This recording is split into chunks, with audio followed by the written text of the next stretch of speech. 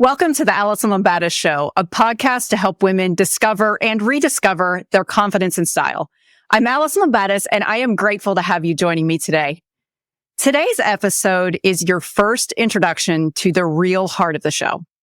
I promised you real-life conversations and deep dives as we connect with real women and hear their style stories. And today, I'm sharing mine. When I started planning out concepts and ideas for this podcast with my team, we all had this kind of, oh, wow moment when we realized how vulnerable and intimate these style story conversations would be. While it may seem frivolous on the surface, during this discussion, it quickly becomes clear that our thoughts around style go so much deeper than our clothes. Clothes are what we live our lives in, but our relationship with them is sometimes complicated.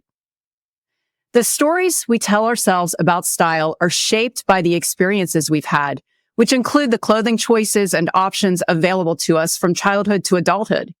They also include any messages we've heard around style, both from our own choices as well as the rules that may have been imposed upon us.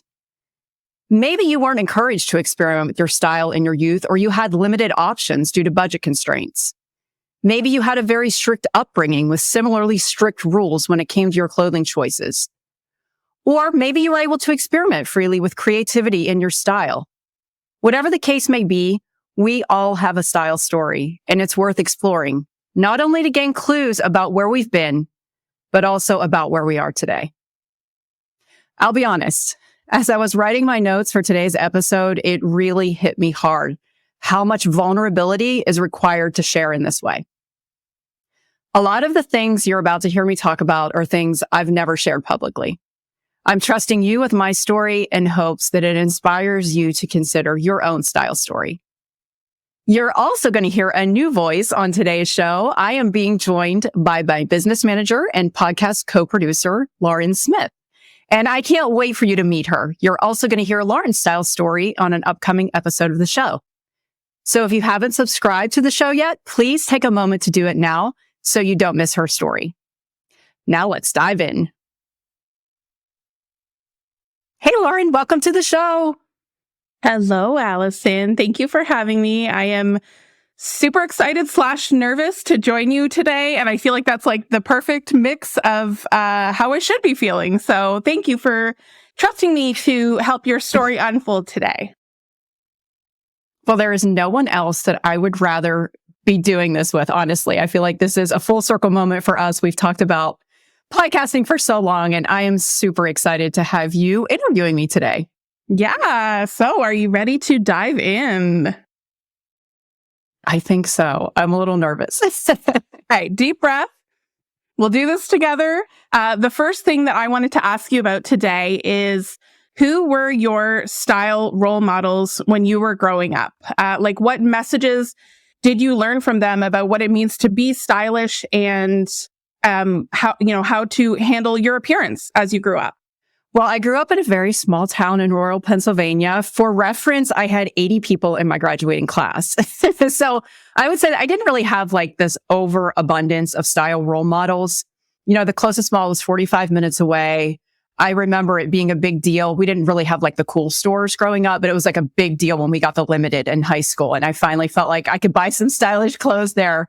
But I would have to say a lot of those early role models were really, women that I saw in magazines. I got 17 magazine and Sassy. That was like the big thing back in the late 80s. And I would see all the cool California girls in there on the beach with their friends. And I was like, oh man, this is the dream. That's what I really wanted to be when I grew up. I wanted to be that actress and model, hanging out with my friends on the beach. But I just didn't have those same options available to me. So really the biggest style role models in my daily life were my older sisters. I have 2 older sisters who are 5 and 6 years older than me. And I just felt like they got it. Like they were just naturally good at it. They had, the great hair, glamorous makeup, cute clothes. And I just always remember looking up to them, yet feeling like I was in like the super awkward phase of life because they were so much older than me. I was in, like the overbite frizzy hair and glasses phase of middle school, like the most awkward period of your life with these glamorous 2 older sisters. And they were like pageant queens and competed in competitions and things. And a lot of my, my formative years were kind of spent in their shadows. And I had, teachers that would compare me to them. And I always felt like I was just never going to be as stylish as they were. And my middle sister, Heather, she wasn't afraid to take chances. I remember one time my mom had an absolute fit, but she came home from her best friend's house with half of her head shaved. And that was just who she was. Like, she was not afraid to just step out of that comfort zone and take chances. And now when I look back on that, I'm like, it was just such a clue to her personality and who she is. And I don't know, it's just kind of cool viewing that through the lens now of being an adult and seeing the ways that our paths have all gone down different, we've had different journeys. And I feel like mine has been so much different than my sister's just because of maybe feeling a little bit weird or different growing up. And now and those are the parts of me that I'm learning to embrace a little bit more. I can totally relate to that California dream. I had a similar experience growing up. So I don't know if that was just like a rite of passage for everybody in their style journeys. I love that you had your sisters to look up to in that way. And it's so interesting how really like that hindsight, that view that you can see now, it's like, oh, those were the little clues that were indicative of who the women they became, right? So that's just really cool to see in retrospect, in hindsight. Was there anybody else in your growing up years that, had a style influence on you or was a role model in that way for you? Yeah, I think my best friend in high school, she was always one of those risk takers. It's funny, as I was going through my style story, I was thinking about how I really looked up to the women around me who weren't afraid to take risks and step out of the comfort zone. And although I loved her style and admired her for that, it wasn't a style that I would emulate for myself, but it was just, I just loved how she just wasn't afraid of what other people thought. And I don't know, I never felt like it was really safe to stand out, growing up in that small town. And it was a little bit of that tall poppy syndrome that we talked about in an earlier episode of wanting to feel, safe. And safe to me felt like blending in more than standing out. And I remember one time I wore this pair of turquoise loafers to class, and they were my older sister Heather's shoes. And they were a little too big for me. So I put on these really thick socks with them.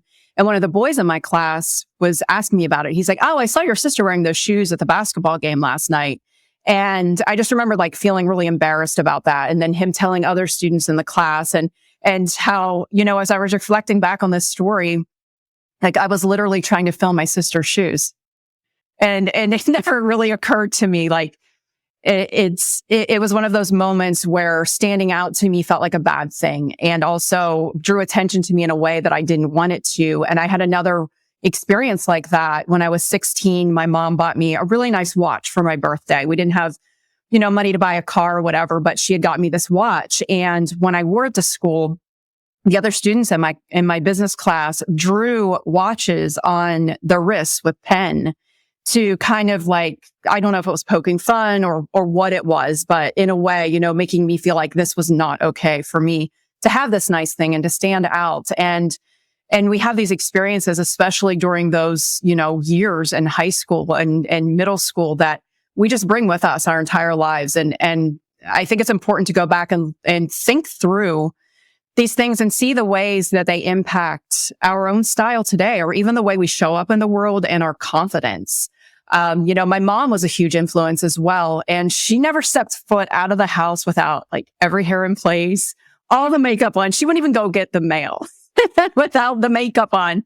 And I would say I always, again, felt like I was surrounded by all these glamorous women in the house. And I was the little sister just with the dirty knees and the ripped jeans playing down at the river all day. It was a different world for me, but one that I just really did look up to and admire.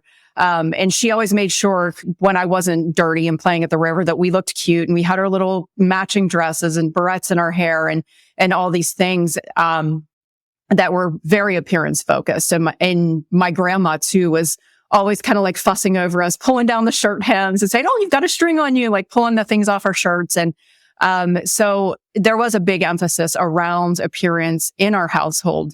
But I also saw that my mom had, a lot of things were holding her back body image wise. She would try to cover up a lot.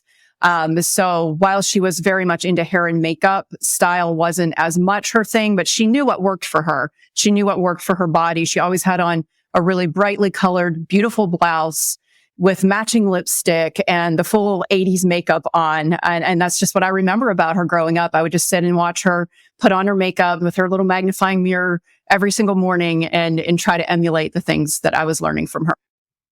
I find it so interesting, the comments that, your fellow classmates made from when you were back in high school, poking fun at things like wearing your sister's shoes or, making fun, like you said, kind of poking fun at, oh, well, Alison's got this fancy watch, so we're all going to have fancy watches. And I can't help but wonder if those were them kind of almost like speaking to their own insecurities, like maybe that classmate of yours only had the opportunity to wear hand-me-downs from a sibling. So the fact that I was like, oh, I know I saw her sister wearing those and now she's wearing those. I'm not the only one that has to wear hand-me-downs. Or even if it wasn't a hand-me-down situation with your sister, like siblings share clothes, that's totally a fine thing. But that benefit of perspective as an adult, when we have a bit of room from that experience and now we can recognize things for what they really were in the moment, that we really didn't have that clarity in that exact moment in time,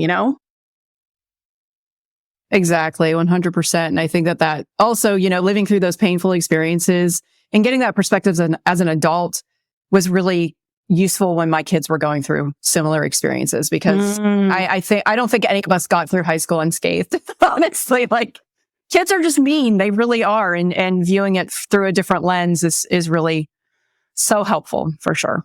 Absolutely. You are totally right there. So in terms of preparing for the show, one of the things that we have been encouraging our upcoming guests to do is to reflect on their own style stories.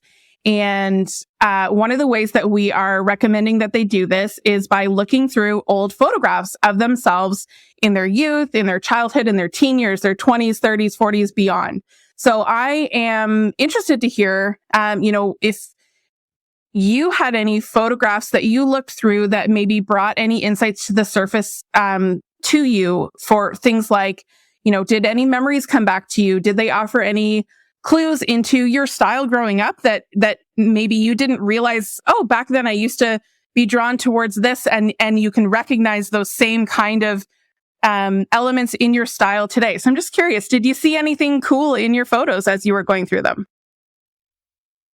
Oh my gosh, yes. So it was crazy because I did this again over the weekend. I've done it before, but I don't know. I just kind of did a deeper dive this time, looking for patterns and just kind of trying to pick up on the earliest clues of when I started to develop my own sense of style, and just watching this journey throughout my life. And the funniest thing, I think the biggest insight that I got from this, I'm going to share some of my photos in a minute, but the biggest insight that I got was I'd always based a lot of my style around those formative years and feeling like, I was the awkward kid or I was the weird kid or whatever, all these things, we tell ourselves, the stories we tell ourselves about that time period.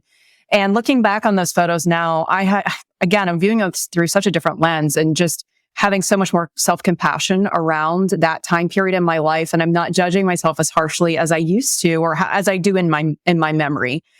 However, I will say something really super interesting that I noticed is once I got into my 20s and 30s, I had a period that I got really, really lost style wise. And I could tell that I was just really focusing on my kids. I knew that happened, but I never really looked for the photographic evidence of it. And that was a very big aha moment for me. But I kind of went just back to my earliest memories of, how did my mom dress me as a kid? And we always had all of our cute little Easter dresses and the little knee socks and the little Mary Janes. And, she always made sure that we had all the cute little clothes. And I think that influenced, my style preferences in a lot of different ways. I love this picture in 4th grade. If you're not watching this on YouTube, we'll make sure that we post these in the show notes, because I'm wearing, as to my recollection, my first Fair Isle sweater. So if you're an Outfit Formulas member, you probably are fully aware that I still love these to this day. But this sweater was really special to me because we had my aunt and uncle on my mom's side, they were pretty well off. So I ended up getting a lot of hand-me-downs from them. And this is where I really just kind of fell in love with good quality items. I know that sweater was like Izod brand. It was cashmere. It was something they had gotten at like Bloomingdale's or somewhere like that, these exotic places that they shopped that I had absolutely no knowledge of. And we would get a lot of things from them sometimes. And really I absolutely loved those pieces that they would give to us. And now I know why. I was recognizing that quality early on and just really having an appreciation for those pieces that we got from them. And I have this picture here of my two sisters and I, where they're dressed all glammed up for their pageants. And I'm beside them in my, pleated khaki pants that I have hiked up. So like that picture just kind of represents that big difference between, the two older sisters and where I was. And that's kind of when I think back to that time period in my life, like this is the picture that I sort of go back to over and over again. But, I also noticed another theme was that I wanted to feel more grown up in my clothes than my mom would allow me to. And looking back on that now, I understand because I had two daughters myself and they went through the teen years. And of course I wanted them to, stay my little girls as long as possible. But this one picture in particular, I remember getting ready for this. It's a band concert. There I am. This one is really hard to see. This is from 1984. But I'm first chair trumpet, blowing my trumpet there with all my friends. And I still have on my knee socks and Mary Janes. And I remember distinctly getting ready for this concert in the restroom beforehand at school and seeing all of my peers, the girls that were in band with me, putting on their pantyhose. And they had like these little heels on. And I was like, oh gosh, this is really what I want to be wearing. And I was embarrassed to be pulling on my knee socks and my Mary Janes. And I feel like that picture just represents that so well. But yeah, the photos tell so many different stories. And I think it's just kind of cool to see, again, like little Alison, what were the things that I loved? I loved monogram sweaters I've got the little A on my sweater there with the shirts layered under them. And I think we pulled that one off a few years in a row. So, yeah, it's just kind of cool to see all those little things that make up where I am today in my style journey. That is so incredible. I love that you mentioned that sweater because, like you said, I know from years of experience, the Fair Isle sweater, that's kind of like, that's like equivalent to, that's the winter version of the striped shirt in the spring in Outfit Formula's world. So I love that, that you have that connection to like, that is honest. That is to the core, Alison. So I love that it still shows up. And again, if you are not watching this on YouTube, you can check out these pictures in the show notes. You'll find those at AlisonLabattis.com/podcast. We'll make sure to get all of those uploaded for you. And I also think it's so cool that you mentioned the monogram because I know for a fact you have like a clutch purse with your monogram on it to this day. So again, it's like this thing that you liked way back then, and it's still true about your style to this day. So I just think that's so cool. You're right. And I wear a monogram necklace that's a day. It's so funny. I didn't make all these connections until I really started digging into these photographs. I think it's so important to go back and revisit your style story if you're able to do that and you have access to the photos from your youth. Absolutely. And I feel like there's a lot of, what's the word I'm looking for? Like reassurance in that almost, like having this moment of clarity to be like, hey, like this is me, like from, childhood, and I'm still showing up and I'm still drawn to the same things. And there's, I don't know, I suspect like a lot of just confirmation of like, this is authentically me. I am still to this day showing up authentically as me. So what a cool experience to have when you're reflecting on those photos in that way. So cool. So the next thing I want to talk about, I would love to hear a little bit more about your teen years growing up. Our teen years are often when we start to really form our own identity through experimentation, typically, 13, 14, 15, right in that time frame. One of the, for people who, for teens, for children who don't necessarily have a lot of stability or financial resources or an environment that's conducive to that type of experimentation and exploration. it's generally less likely that people in those environments would have the opportunity to really fully form their own style identity. I'm curious, like, what was your teenage experience like? Does any of that ring true to you and your upbringing as you went through your style journey? Oh, totally. Yeah, I think that was definitely the case for me. I felt like my teen years were marked by a lot of that awkwardness, just feeling different in a lot of ways, chaotic home life a bit. So I didn't really have that luxury to explore style in that way, during the 14, 15-year-old where you're kind of really trying out different identities. It was fun watching this with my kids and seeing them be able to strike out and just try out all of these different things. And I was thinking back and I don't remember going through that period during that time in my life. So it was something that I ended up doing much later on into adulthood, which, I always tell women, it is never too late. You are never too old. Explore this, get back in touch with that teen girl and try some things, because it's really just important to be able to do that. But I didn't really get to shop for clothes often, except for we would go back to school shopping. I would maybe get a few items at Christmas. If I had like grown out of things when I was younger, we would, do another shopping trip, maybe like spring, summer, just to get a few things. But shopping was not, it was definitely a luxury and not something that we got to do very often. And I was a late bloomer. So I feel like really in those early teen years, especially, I went back and tried to find some photos to really just kind of represent those early teen years for me. And this little shy girl here in this photo, I feel like just really truly represents how I felt at that point in life. I'm rocking the mullet there. And I wore a lot of turtlenecks and sweaters back then. I think that was my go-to. I had another turtleneck and sweater photo here too. And that seemed to be my outfit formula then. And as I started to get into my later teen years, that's when I started to explore a little bit more with preppy style. And that really did start to feel like me.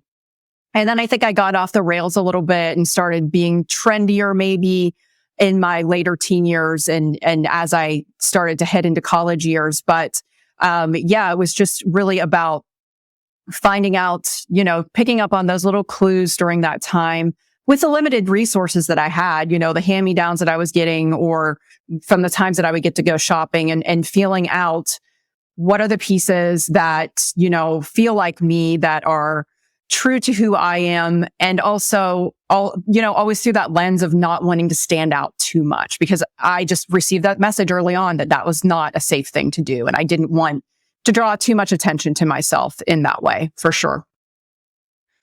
You mentioned briefly that you witness your kids and their journey through their teens and identifying their style.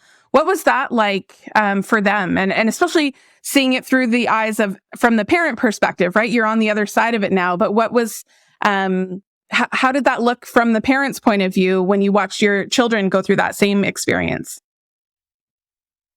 Yeah, it was cool to watch. Honestly, though, with our two older kids, they wore uniforms in school during that time period. And an interesting thing happened with that, because they didn't really get that exploration as much as our youngest did.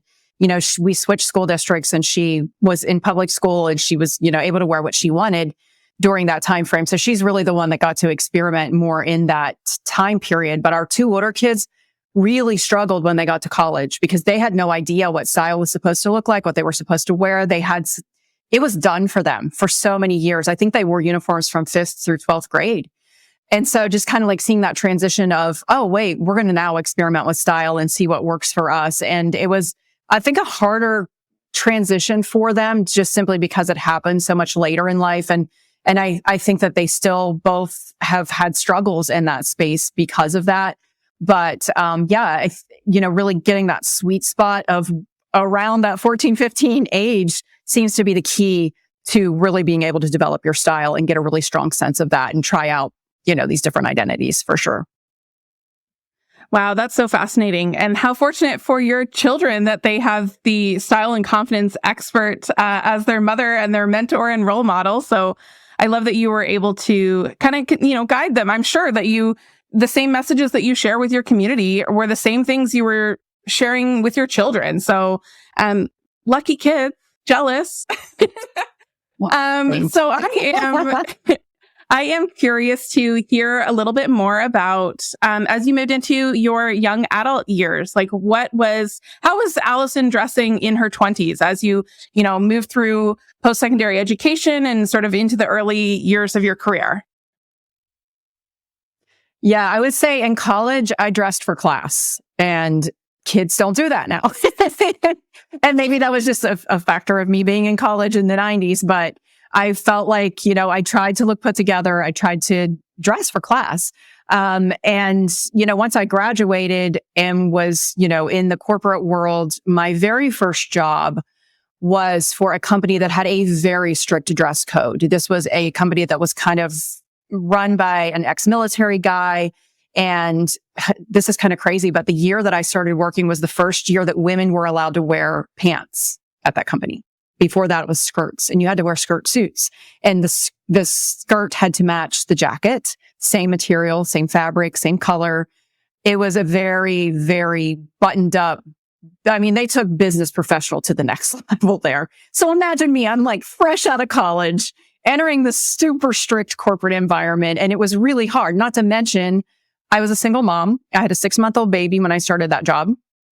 And I did not have money to go out and buy skirt suits. So I was like piecing things together, again, borrowing from my older sister to, have work clothes to wear to this job. And I had this boss.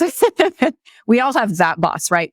That was, she was more than willing to point out every single day. She would come over and feel the fabric on my skirt and my jacket and say, those don't match. Even if it was 2 black pieces, if the fabric did not match, it was not in dress code. So that was a drastic, change and shift in the way that I was dressing and the pieces that I was, investing in. I had to buy work clothing as opposed to evening and weekend clothes. And I would say that was something that continued from my 20s into my 30s as I continued in professional environments. I was only at that job for 2 years before I moved into a more casual office environment, but still, I struggled the most with dressing in the evenings and on the weekends. And a lot of that had to do with the fact that as a mom, I was focusing more on my kids and making sure that they had cute clothes and they always looked, great for school and all the things that they had going on. So I didn't really focus a whole lot on what a casual wardrobe looked like for me.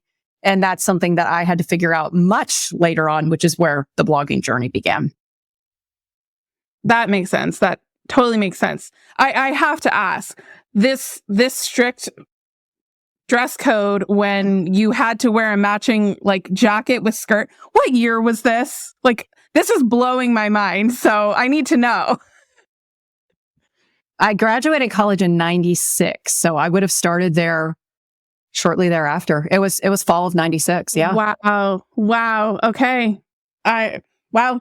I have no words on that one. You had mentioned in an earlier episode that your 30s was when you really started to develop the skill of style.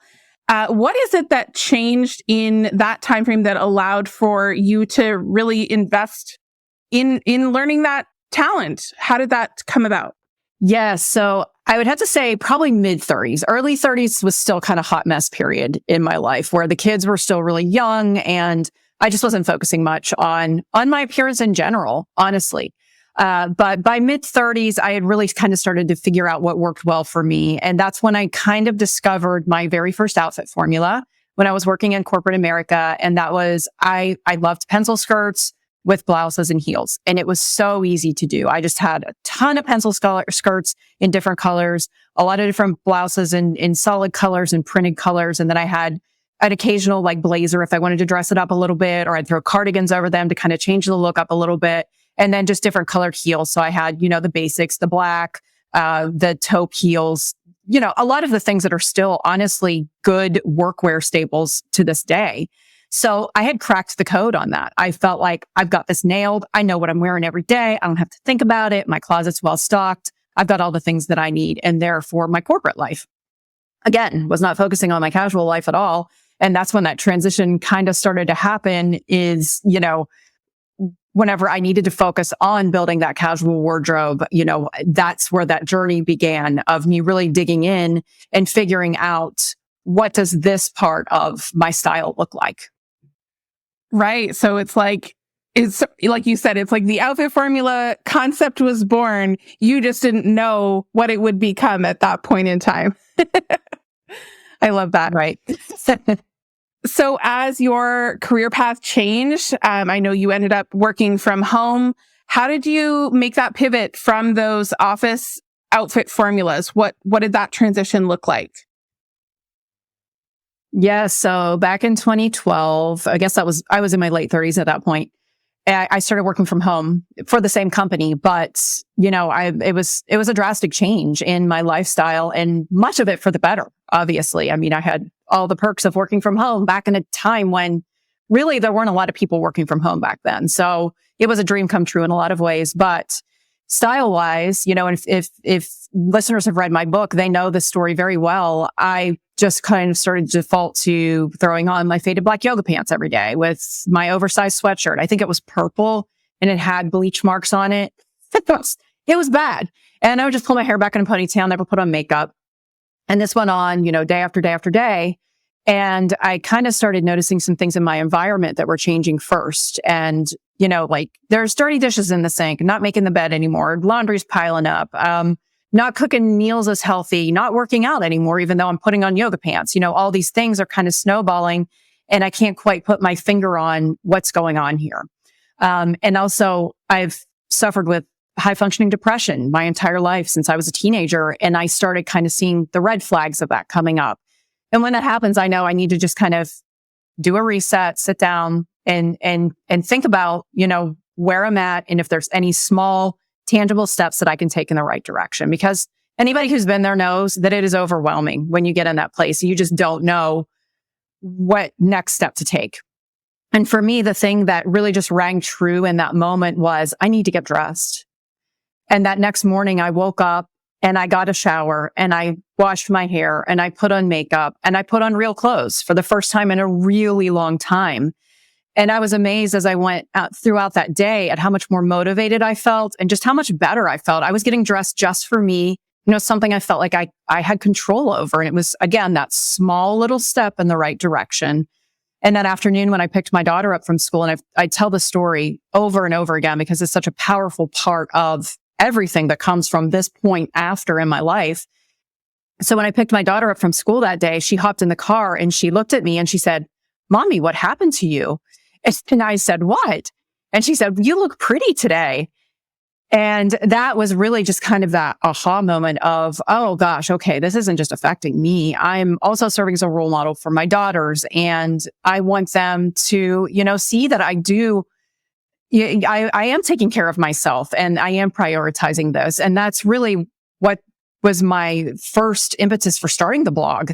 I wanted an accountability partner. I wanted to, share my journey of rebuilding my wardrobe because all those corporate clothes were hanging in there, but I had that closet full of clothes and nothing to wear. Literally, like I couldn't wear those clothes in my daily life anymore. So I had to start rebuilding and clean all that stuff out and slowly rebuild the wardrobe that I have today. And I was sharing that on Get Your Pretty On. Other women were kind of in similar situations or were working from home or stay-home moms that really just wanted some practical, put together outfits that work for their daily life and lifestyle. I think it's so powerful that you were able to recognize that shift. I mean, obviously the larger shift of things like you weren't working out, you weren't cooking healthy meals, you weren't looking after yourself.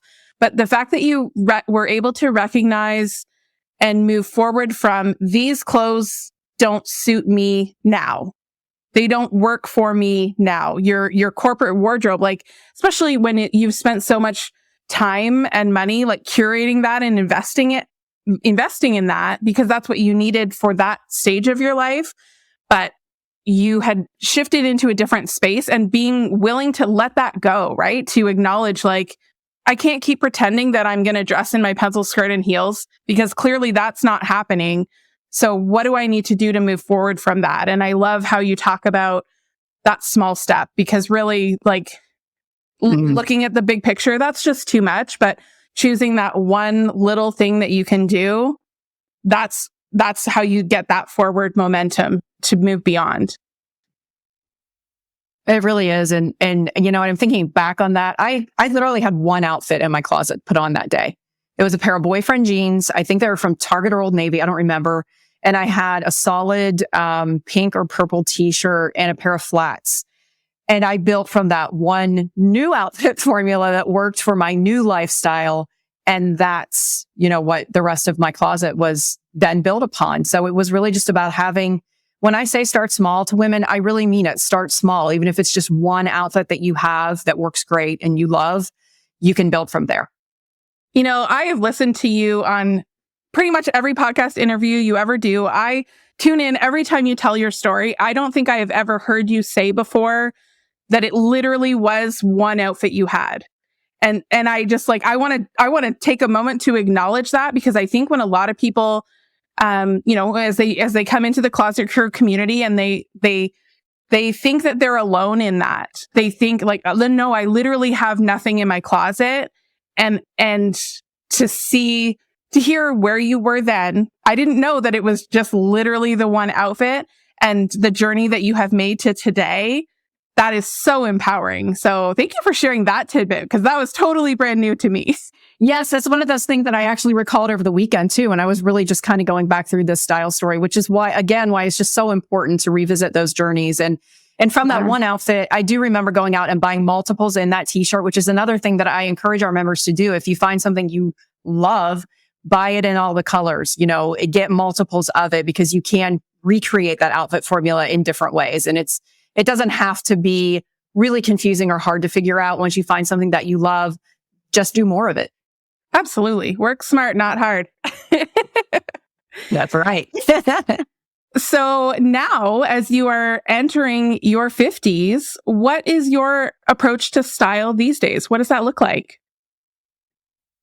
Oh, now, I don't know. I feel like it's just such a liberating time in my life where everything that I'm doing feels so much more authentic. And I don't know, there's just this next level that I feel like I'm entering right now. And I've heard so many women talk about this as they get older, and it's such a beautiful thing to experience on my own. I don't really box myself into one particular style.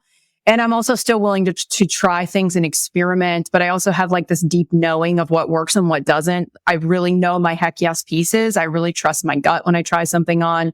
I know all the boxes that something has to check, because it's always been about the way clothes make me feel more than anything else. And even more so now. So I really just don't care as much about what others think.